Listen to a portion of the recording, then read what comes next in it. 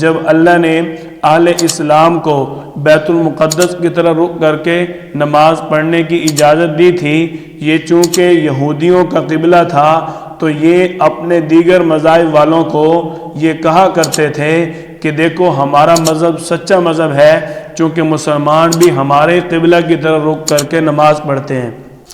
یہودیوں کو اس بات سے سہارا ملتا تھا، ان یہودیوں کو اللہ نے جو قبلہ دیا تھا، اب مسلمان بھی 17 ماہ تک اسی قبلہ کی طرف رخ کر کے نماز پڑھتے ہیں، اور ان کو اس بات سے بڑا تکبر تھا کہ دیکھو مسلمان بھی ہمارے قبلہ کی طرف رخ کر کے نماز پڑھتے ہیں۔ اللہ تعالیٰ نے جب آپ صلی اللہ علیہ وسلم کو قبلہ ثانی بیت اللہ کی طرف رخ کرنے کا حکم دے دیا، اب یہودی کیا کہنے لگے؟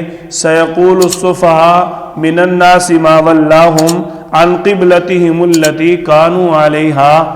اللہ تعالیٰ نے فرمایا ان قریب یہ یہودی لوگ کہیں گے کہ آپ کتنے بے وقوف ہیں، آپ کو کس چیز نے پھیر دیا آپ کے اس قبلہ سے؟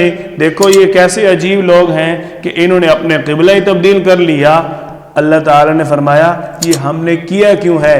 ہمیں پتہ تھا کہ ان یہودیوں نے آپ کی مخالفت کرنی ہے، ہمیں پتہ تھا کہ ان یہودیوں نے آپ کو بے وقوف کہنا ہے، ہم نے یہ کیوں کیا؟ نمبر 1 اللہ کی حکمت یہ تھی کہ آپ کی صفوں کے اندر اگر کوئی شخص منافق ہے تو وہ آپ کی صفوں سے الگ ہو جائے، تاکہ پتہ چل جائے اس کے دل میں بیت المقدس کی زیادہ محبت ہے یا آپ کے پسند کے مطابق بیت اللہ کی محبت زیادہ ہے۔ اللہ نے منافقت کو چھانٹنا تھا، اہل اسلام سے جدا کرنا تھا، جس لیے اللہ نے قبلہ تبدیلی کا حکم دے دیا۔ آج لوگ بڑی عجیب و غریب باتیں کرتے ہیں صحابہ کرام کے بارے میں، آپ صلی اللہ علیہ وسلم کی جماعت کے بارے میں۔